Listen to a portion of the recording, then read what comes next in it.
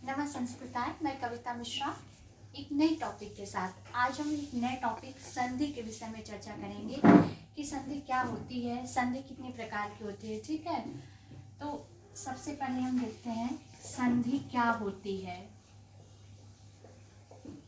सामान्य भाषा में अगर बात करें हम तो संधि मतलब जुड़ाव होता है।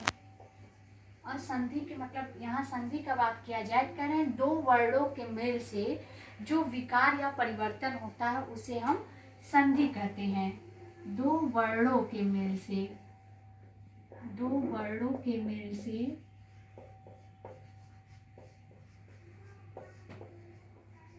जो विकार, विकार मतलब परिवर्तन या बदलाव, जो विकार या परिवर्तन होता है उसे संधि कहते हैं, होता है उसे संधि कहते हैं।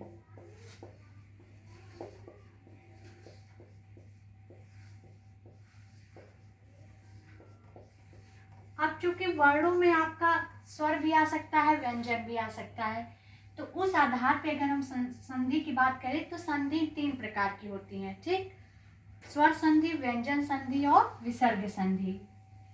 संधि की अगर प्रकार की बात करें तो संधि तीन प्रकार की होती हैं। ये प्रकार,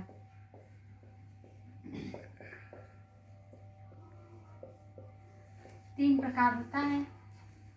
पहला है आपका स्वर संधि। स्वर संधि, इसको परिभाषित करते हुए कहा जाता है दो स्वरों के मेल से जो विकार या परिवर्तन होता है उसे स्वर संधि कहते हैं। दो स्वरों के मेल से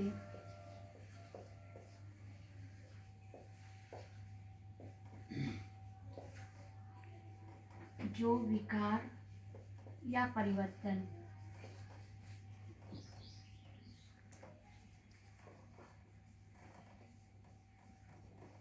उसे स्वर संधि कहते हैं।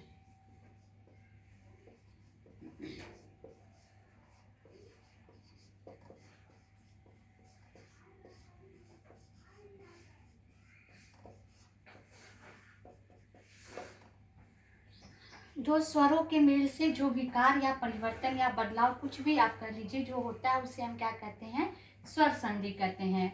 उदाहरण के रूप में अगर आप हम देखते हैं कि स्वर संधि के कौन से उदाहरण हैं, तो आपको मैं दिखाऊं। जैसे हमने ले लिया धर्म धन अर्थ, धर्म धन अर्थ। यहाँ पर हम देख रहे हैं धर्म शब्द में जो अंतिम वर्ण आया है वो क्या है, अ। और अर्थ शब्द का पहला वर्ण क्या है, अ।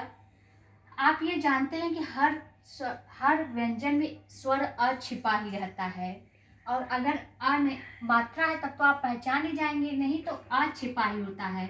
तो यहाँ पे देखिए हम इसको ऐसे कर देंगे अ, और फिर अर्थ का भी पहला वर्ण क्या है, अ। यहाँ दो स्वरों अ और आ का जो मेल हुआ है उससे जो विकार या परिवर्तन आ जो बनेगा धर्मार्थ, वो आपके स्वर संधि का उदाहरण है। ठीक, यहाँ पे दो स्वर अ और आ का मेल होने से आ उत्पन्न हुआ है जो कि स्वर संधि का उदाहरण है। वैसे ये स्वर संधि में दीर्घ संधि का उदाहरण है, इसको मैं आगे व्याख्या करूंगी, आगे जब पढ़ाऊंगी तो बताऊंगी। आज आपको बस ये बता रही हूँ कि यहाँ पे देखिए दो स्वरों का विकार से जो परिवर्तन हुआ है वो स्वर संधि है। ठीक है, इसी तरह अगर हम बात करें प्रतिधन उपकार, यहाँ पे प्रति शब्द में अंतिम वर्ण आपका ई है, छोटा ई। ठीक, और उपकार में पहला वर्ण है उ। इन दोनों वर्णों मतलब स्वर वर्णों के मेल से जो तीसरा वर्ण या जो बदलाव यह होता है, ई के स्थान पे आपका यह हो जाता है, यड़ संधि का ये उदाहरण होता है। आगे मैं बताऊंगी यड़ संधि, बस आज आपको ये बता रही हूँ कि देखिए दो स्वरों के मेल से कैसे बदलाव हो रहा है। तो ये जो ये त आधा हो जाएगा, यह उ में जुड़ कर यू हो जाएगा प्रत्युपकार। तो ये सब जो आपके उदाहरण है, ये यड़ संधि का, ये दीर्घ संधि का आगे व्याख्या करूंगी। यहाँ पे बस मैं आपको ये दिखाई कि यहाँ देखिए दो स्वर वर्णों का मेल हुआ है, धर्मार्थ तीसरा आ जो बना है धर्मार्थ, ये दीर्घ आपके स्वर संधि का उदाहरण है। इसी तरह यहाँ ई और य दो स्वर वर्णों का मेल हुआ है और ई के स्थान पे जो य होकर प्रत्युपकार बना है, ये भी आपके स्वर संधि का उदाहरण है। आगे हम बात करते हैं, मैंने आपको बताया संधि 3 प्रकार की होती है, तो इसी तरह आपकी बात करते हैं व्यंजन संधि। दूसरी संधि आपकी क्या होती है? व्यंजन संधि।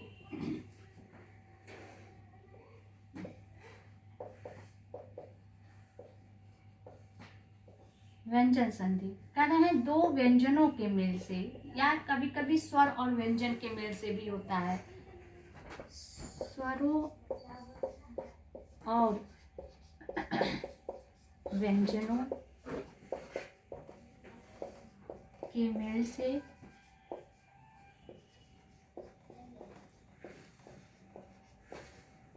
या दूसरी परिभाषा है कि दो व्यंजनों के मेल से जो विकार, व्यंजनों के मेल से जो विकार उत्पन्न होता है, विकार मतलब परिवर्तन, जो विकार होता है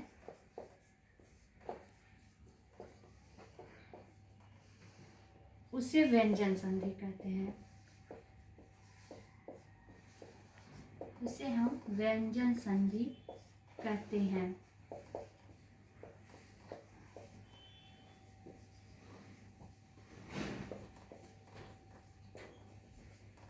देखिए मैंने यहाँ व्यंजन संधि में 2 बातें बताई कि कभी कभी स्वर और व्यंजन के मेल से जो विकार होता है और कभी कभी दो व्यंजनों के मेल से जो विकार होता है उसे व्यंजन संधि कहते हैं। सबसे पहले हम स्वरों और व्यंजनों के मेल वाला उदाहरण लेते हैं। जैसे हम करते हैं वाक,